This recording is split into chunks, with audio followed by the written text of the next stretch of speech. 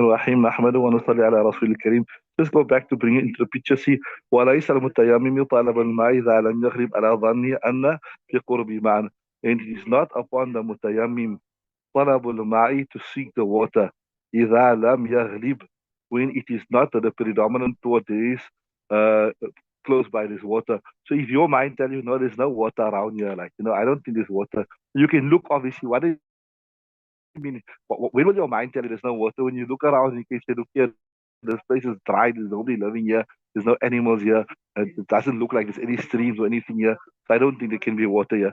Then when your mind tells you you're predominant, and I tell you, when we speak about predominant thought, we speak about 50% or more, that there's no water, then it's not necessary to confirm. What is saying is not mukallaf for going to physically search for the water. Just if your mind tells you there's no water, right? Why? لأن الغالب أدب الماء في الفلوات. Because look here, generally, if you're in the countryside, there's no rivers, there's no streams, there's no wells, there's no habitation. Generally, there is no water. In other words, his predominant thought is being it is supported by what is the general right word, by the general conditions. What you said conditions, huh? Connotation, then because his thought is there's no water, and generally like there's no water because unless it's a river there or there's a well or there's a then obviously you'd have known, you'd have seen this life there, etc. They're saying then al-ghaliba adabul ma'i fil falawati, right? They're saying also wala dalila ala al-wujudi, and there's no proof to say that there is water. There's nothing to prove his thought wrong.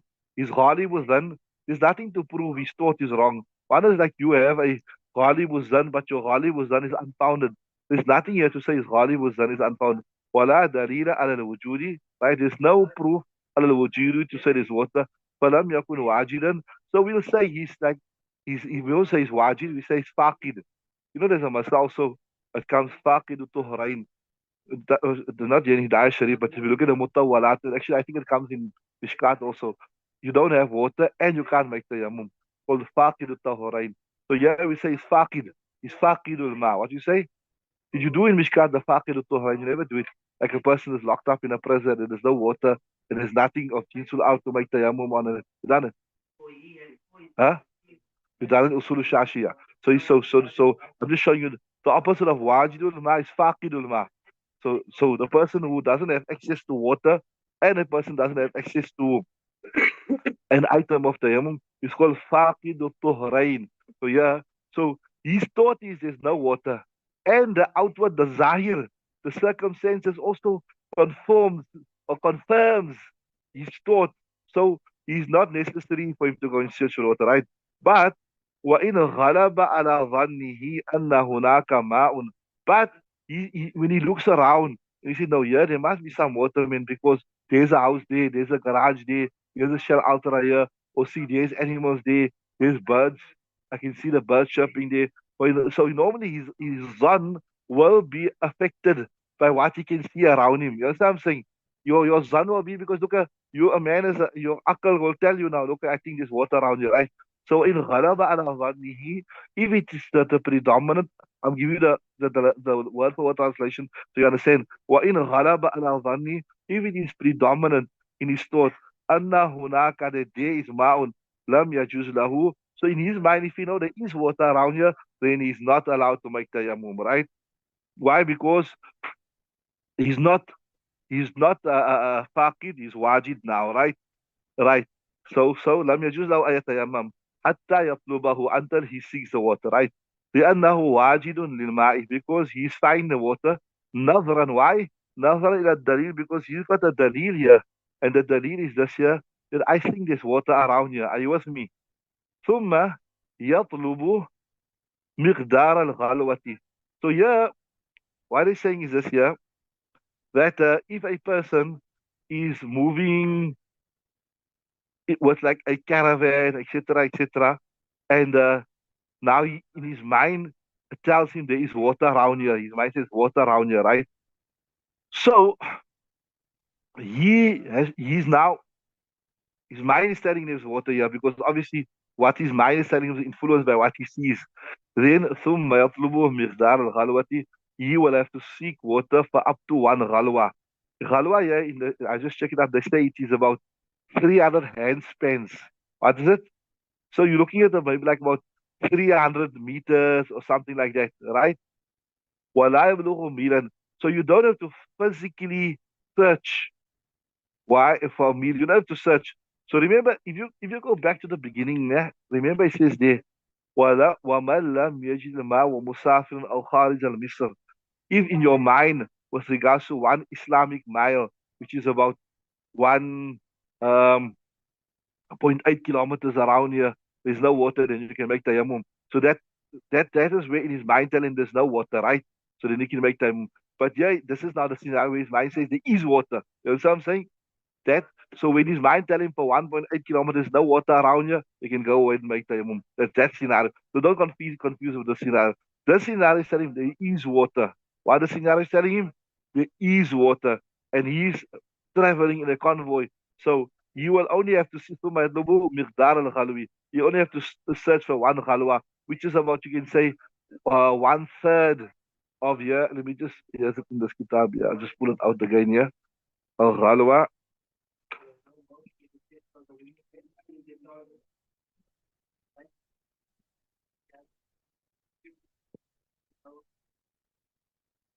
Ghalwa, they say here is 300 handspans, like this here. It's 300 handspans. And or they say a guz, like an arm's length. So 150 arm length. I must just check this up for you. Oh, yeah, yeah, okay, let me just see here.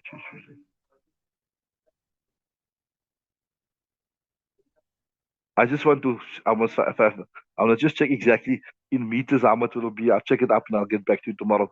So you only have to physically search for that amount, right? You don't have to go physically search. ولا يبلغ ميلا. Why? كي لا ينقطع عن رفقته. Because yes, Sharia is saying that if you're going to search for a whole kilometer, oh sorry, a whole 1.8 kilometers, by the time you come back, it is very likely that your companions has left. And normally in previous time, because of the danger on the road, bandits, robbers, wild animals, thirst, hunger, etc., people who travel in groups. So by the time you come back, they will be gone. And then you will be inconvenienced. And لا يكلف الله نفسا ما جعل الله لكم في الدين من حرج. That Allah Ta'ala don't make haraj. So you only have to search one khalwa. Take it for the moment here, 150 meters, so to say. But I'll confirm that for tomorrow. Anyone carry on, read the next surah. قال وإذ كان مع رفيقه ماء طلبه منه قبل أن يتيمم لأجل المنع غالبا فإن منعه منه تيمم وصلى بتحقق العلم.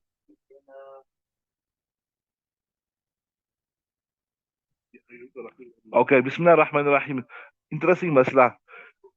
Okay, so does masla, you can, if you understand the usul, you will understand the masla. But this is referred to more in previous times when water was a very precious commodity. Now, with the big dams they build and the reservoirs and all that type of thing, uh, water is not like a very, very expensive commodity, right? But from the usul you can understand. It's like to nowadays you just open a tap, you go any public place, you can get water, etc., etc. But if you understand the usul, you'll be able to apply it in today's circumstances. Well, in Ghana, say a person is traveling, right, and he's got no water with him, right? He only got enough drinking water. But in Ghana, but his companion has got extra water, like over and above drinking needs, right? طلب منه قبل أن يتيمم. He will, if you ask this person, brother, we only have enough water to drink. I see you got some extra water. Will you spare us some water? Obviously, there's no other water. There's no water around him, right? There's no water within 1.8 kilometers. So طلب منه قبل أن يتيمم.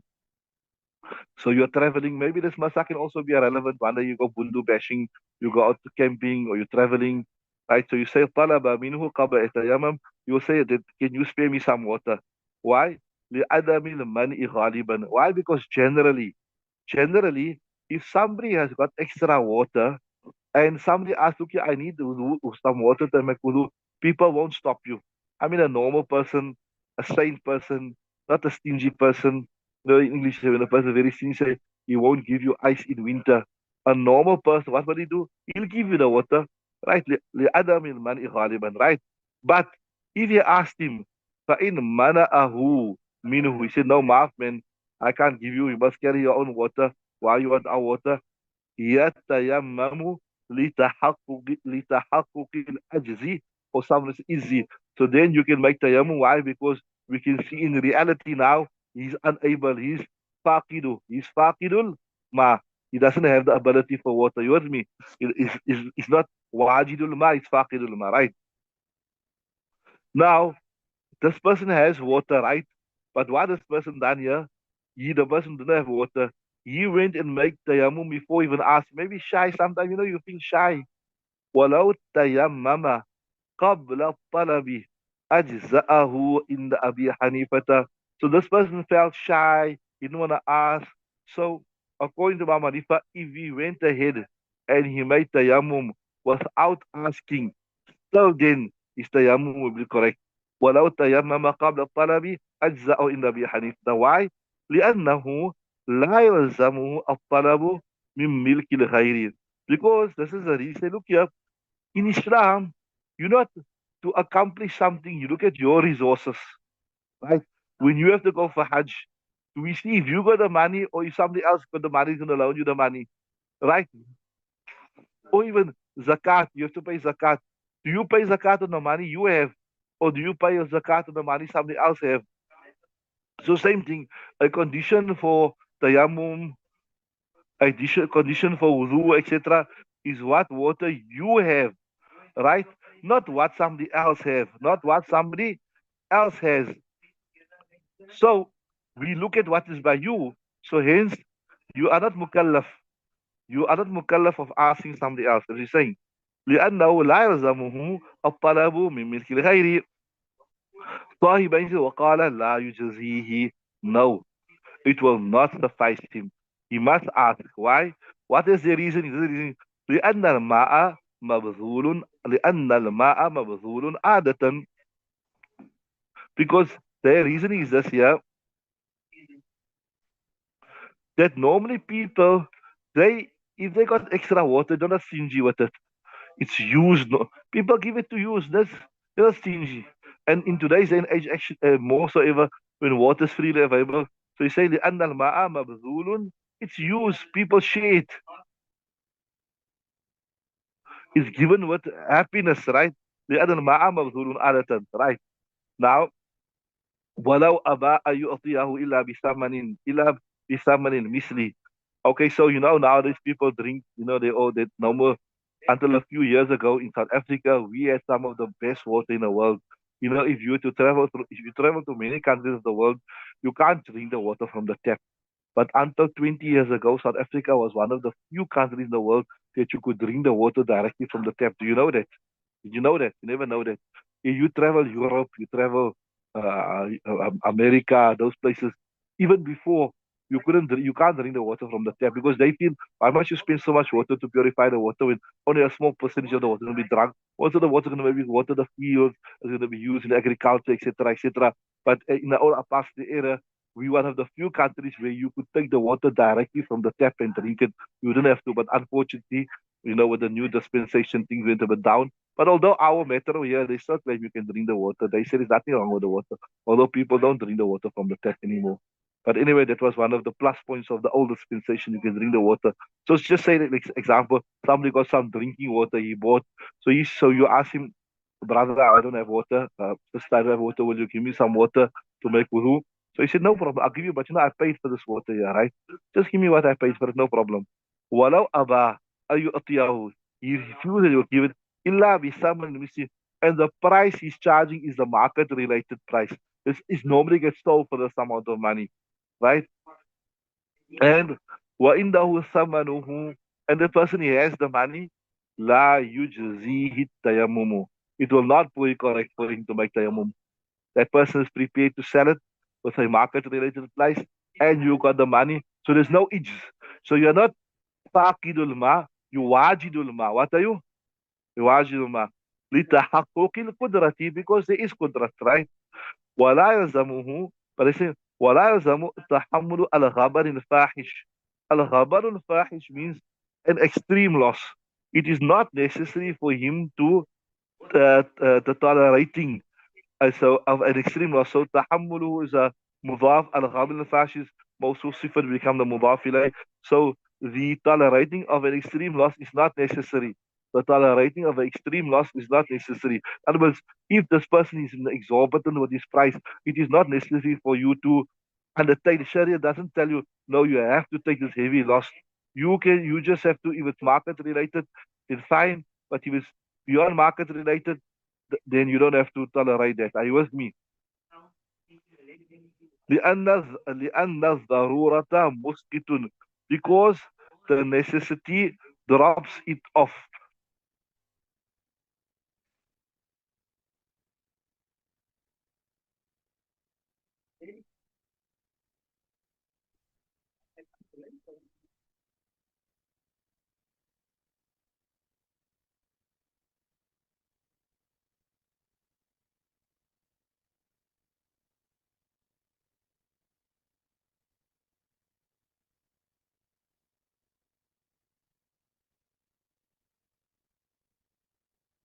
So, so this is لأن الضرر مسكت, because they're saying that, like how there's another principle you done in also fiqh, al-haraju madfu'un. Difficulty, it is left out when you, so Shariat, whenever there's difficulty in something, Shariat doesn't require to you endure the difficulty. So the haraj, the difficulty, you can say to pay extra, to pay an exorbitant price of the water. And this you'll understand from the context. Whatever the person is charging you, from the context, okay, there's a fair amount. It's nothing. Oh no, this guy's crazy, man. He's chasing. He's charging an exorbitant amount.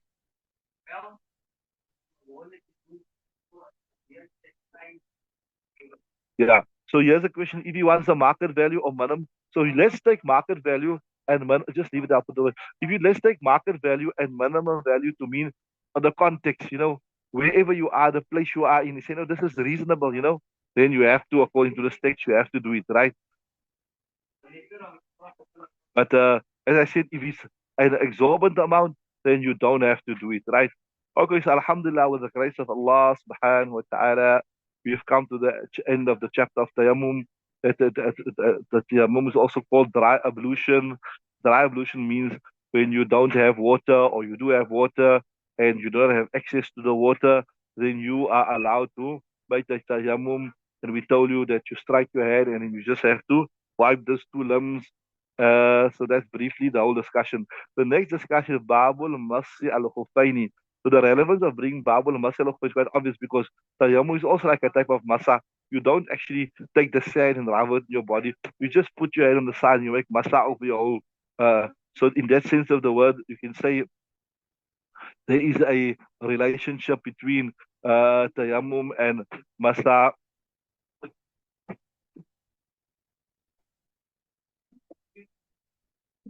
So both have they are linked in the sense that both is by taharat, by wiping, by touching. And also another thing is another commonality between the two is both are a substitute for washing. If you look at Riyamum, is a substitute for washing your actual limbs. And if you look at Mas al Khufain, it's also a substitute for washing your feet. Are you with me? So like in that sense, it is similar.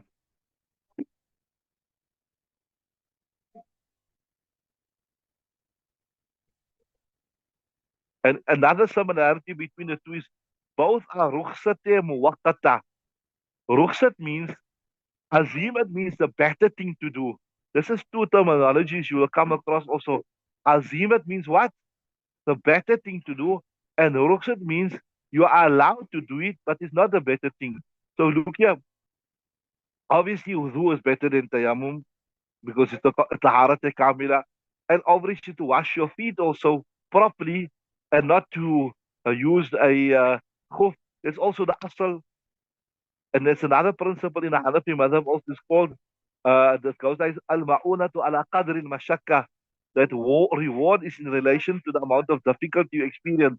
So to wash your feet physically with water, while it is permissible to make masta al khuffain, etc., etc., but to wash your feet is more, like how we say, it's more PT. It's more physical exercise. So there's more reward in that.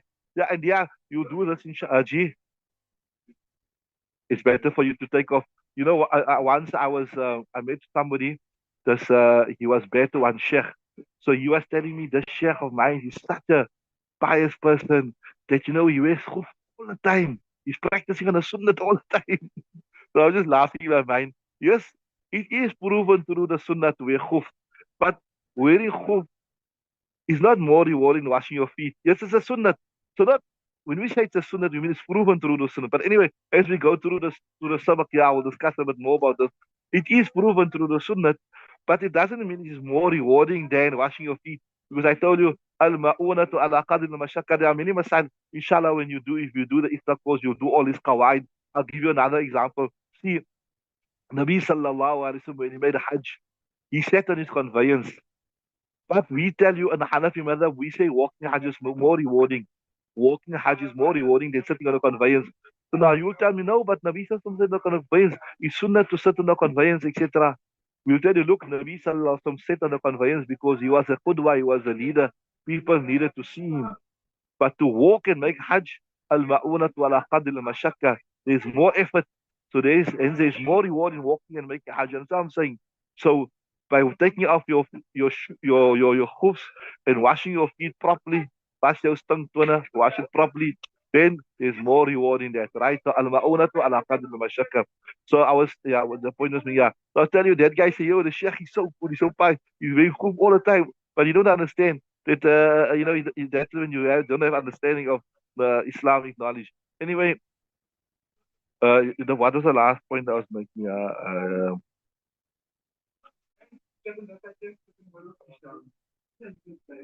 So why did he bring tayammum before masal khufain?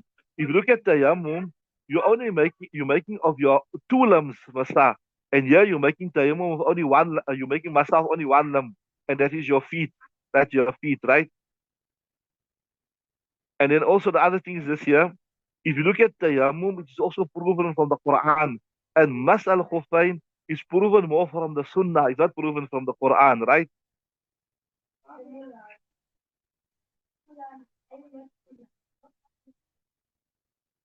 And then also Tayammum it is more encompassing. Remember we done this here. Tayammum you can make from Hadith Azhar and Hadith Akbar. But you can't make Mas al Khufain from Hadith Akbar. The only way you can make tayammum is maybe you have to go into the shower upside down. You wanna wear your khuf and you stay in the shower, you have to stand in the shower on your hands. Otherwise if you go to your khufs are gonna get completely wet. So if go in the shower, you stand on your hands, you wash your whole body, and you keep your feet off the shower, not possible. So in that sense you can say tayammum is stronger also. That is why it was brought before. You understood that? So tayammum suffices for both Hadath Akbar and Hadath Asghar, whilst Masal Khuffain only suffices for Hadath Asghar, right? Okay, time is up. We'll continue tomorrow. Today's what? Thursday. Okay. Okay.